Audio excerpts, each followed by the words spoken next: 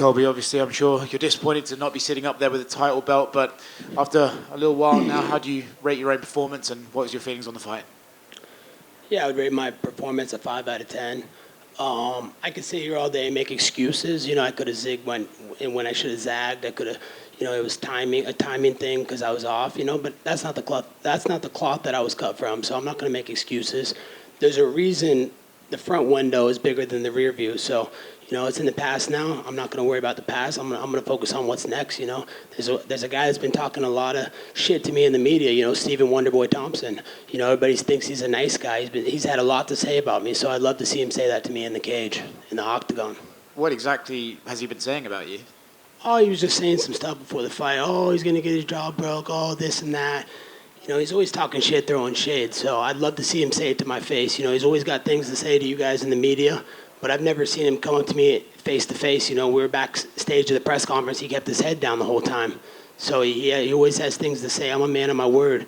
I say things to people when I look them right in the eye and I say, let's do it. Let's go in the octagon. So, I'd love to see him, sometime next year. And, we've been at the top of the division for the longest. We're two guys that have never fought that have been at the top of the division for years. So, I think that's the fight that makes the most logical sense next. I know you say you don't want to make excuses, but bear in mind the inactivity that you've had to have over the last couple of years. Would you like to get back in there as soon as possible and try and compete more regularly to maybe help with those timing issues you mentioned? Of course, I want to be an active fighter. I want to be a company man. I want to be a guy that, comes out here and puts on performances and shows for the UFC and makes them money as regularly as possible. I don't want to be getting sucker punched in the street and take more damage in the streets than I ever took in the octagon. So, I need to get my timing back, and I will. I'll go back to work. I know what I need to work on, and, I held back a lot in that fight. So I don't even feel like I was in a fight. It feels like I just was in fucking a practice round. So, I'm a lot better than that, and I'm still 35 years young, and my best is yet to come. Did Leon do anything in there that surprised you? Did his wrestling surprise you? He managed to get you down a couple of times and vice versa, but did he surprise you at all? No, he didn't surprise me at all. I thought I had rounds 3, 4, and 5. Started out a little slow in the first 2 rounds, but those rounds still felt like toss-up rounds. But, he's the champion, so I know I had to go out there and take it from him. But, I'm very grateful for bringing out Donald Trump tonight, the most famous person on the planet. He's done so much for my career. I'm thankful for the man he is, and I'm thankful for what's to come. I'm going to be on the campaign trail with him. I want to help him get reelected. I want to make sure that there's no more rigged elections here in America, and we need to stop these wars. That's the biggest thing. Look at all the wars going on. He kept peace in the Middle East. There was no war that he led us into. So he kept our borders safe. He kept inflation down. You guys can all hate him, but look at what he did for all your guys' bank accounts. Like, your bank accounts were so much better under him. Gas was $2 a gallon.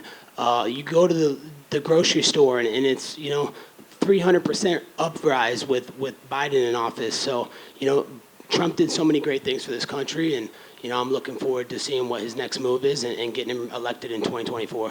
Last one from me, and I feel like I know what your answer will be on this, but, Leon mentioned in the cage how your comments at the press conference really sort of emotionally hurt him, and he struggled with that, and the death of his father still weighs on him heavy. Do you maybe regret those comments and think, actually, okay, that was one time I maybe did go a little bit too far? Not at all. Why would I have sympathy for a sex trafficker, someone who's impacted and hurt a lot of people's lives? The truth always stings the worst in the world. So, no, I don't feel bad about that at all. Let's talk about all the victims that he left behind that are surviving of the trauma and the turmoil that he put these people's lives through. So I don't feel bad at all. Why would I feel bad for a criminal? Colby, right here. You've kind of put yourself in a position where people want to see you fight whether there's a title on the line or not. You versus Jorge is one of those random non-title fights that headlined a pay-per-view, but that was like a heated rivalry that sold. Is Wonderboy a big enough name or a big enough dance partner that you two could headline a pay-per-view, or do you view him as like, oh, this is a fight night headliner against him? I don't make those decisions. Those are way above my pay grade. That's up to Hunter Campbell, Dana White, Ari Emanuel. Whatever they see fit is best for the business. I'm a company man. I want to do the biggest and best business in this company, but I do feel like that's a premier matchup in the welterweight division. We've been at the top of the division for years, and we've never crossed paths, and he's had a lot of things to say about me. Oh, Colby this, oh, Colby that. So, I'd like to see him say those things to my face in that UFC octagon. You also had a lot of things to say about Sean Strickland. Sean Strickland obviously said a lot of things about you at the press conference the following day. He was in attendance. I'm curious if, say, he doesn't come out on top against Dricus, is that a fight you would be entertained at all, just considering the history of words between you two? Of course, he's been running his mouth, and nothing he say makes sense. Oh, Colby goes to the cops. Bro, you called the cops just a couple weeks ago, dude, when there was someone at your front door, and then you pistol whipped him in the middle of the street. So I think he needs to worry about what he's got to get through with the justice system first before he even talks about fighting. That guy's a train wreck, dude. That guy's for sure going to do something stupid in the next couple years, and we're all going to be talking to the media about this and that, about how bad decisions he makes. So, of course, I'd love to shut his mouth. There's a reason he couldn't cut it at 170. This is the toughest division in the UFC. Everybody knows that. Most people on planet Earth walk around this weight. So, if Sean wants to go, let's do it. That's an easy fight for me. Well, going off of what you said a little bit ago, did you hear that he had to be escorted out of the arena because he jumped at Dricus? I did not hear that, but I'm not surprised. That guy does not make very good decisions, and he's a liability to the company.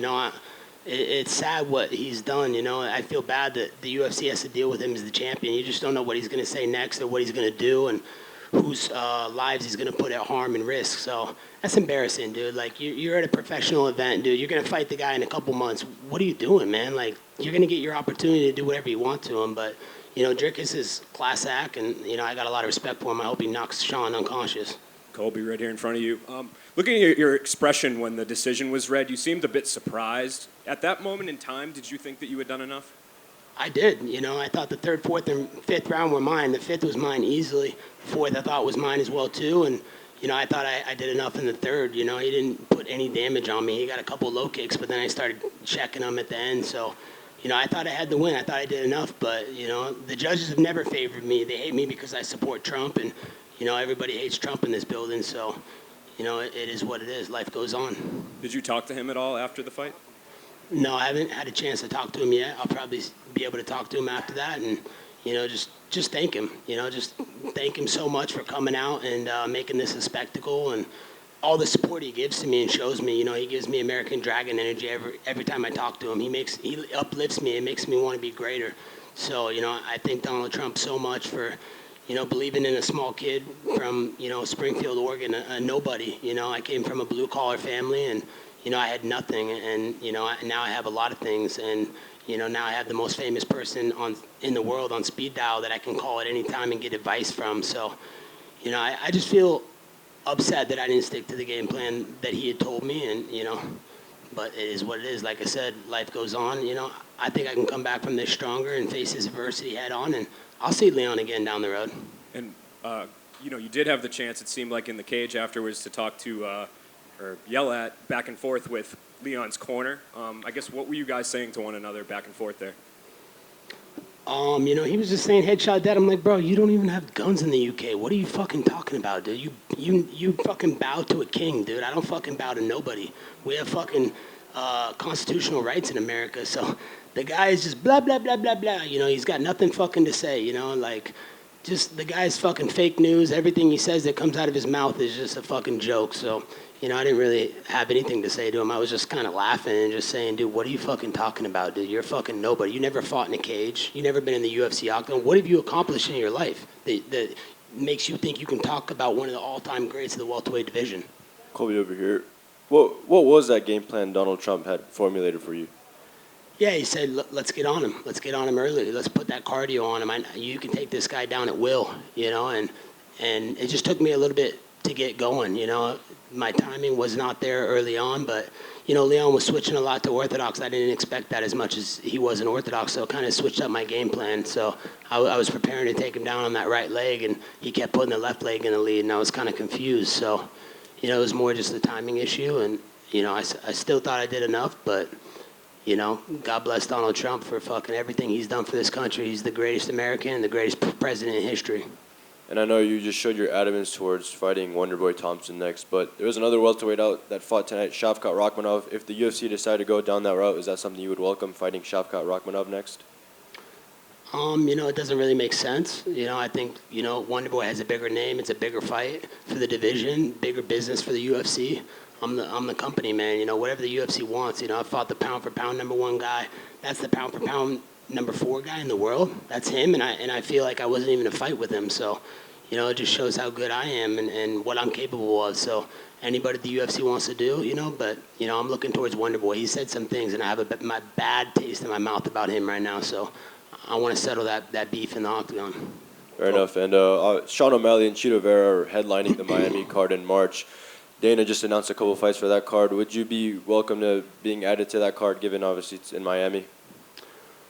You know, of course I'd love to fight in Miami. You know, 305 is my home, man. 305's giving me everything. You know, I'm the king of Miami, so, you know, I'm going to go back to the drawing board, see what Dana and Hunter and the UFC want to do. But, you know, I'm a company man. I'll show up anytime, anywhere, anyone. So it's a possibility, but, you know, I got to get back, see, you know, make sure I'm healthy with my feet, and I'll talk to the UFC after that. Thank you. Colby, down here to your right. In the build-up to this fight, you said there wasn't anything that Leon Edwards had done during his reign that had impressed you. Has that changed now that you've shared the octagon with him? No, nothing impressed me. I mean, honestly, I don't feel like I got in a fight. What did he do that separated himself from me? How did he show that he was like this level above me? He didn't show that tonight. He didn't knock me out. He didn't wobble me. He didn't fucking win every round decisively. You know, it was a competitive fight. Could have went either way. You know, it depends on what judges are sitting in the booth that night. You know how the judges are, so... No, nothing impressed me. And the guy's boring, man. He's mumbling and drooling most of the time when he's talking. Like, the guy's not likable. He has no redeeming qualities. So, you know, I feel bad that the UFC has to deal with him, you know, in business and as their champion. You know, it's a pathetic excuse of a champion. And this is the third time you've come up short in the undisputed title fights. Which one hurts the most? Is it this one or maybe the first one to Kamaru? Yeah, that's tough. You know, they all hurt the same. They all sting, you know, because I feel like I was right there and I had what it took to win. But I just, you know, took my foot off the gas pedal and didn't put it down as hard and believe in myself like I know I'm capable of doing. So, I don't know. They all sting, you know. They don't feel good, you know. They're all fucking, they all suck. But, you know, I got a great support system.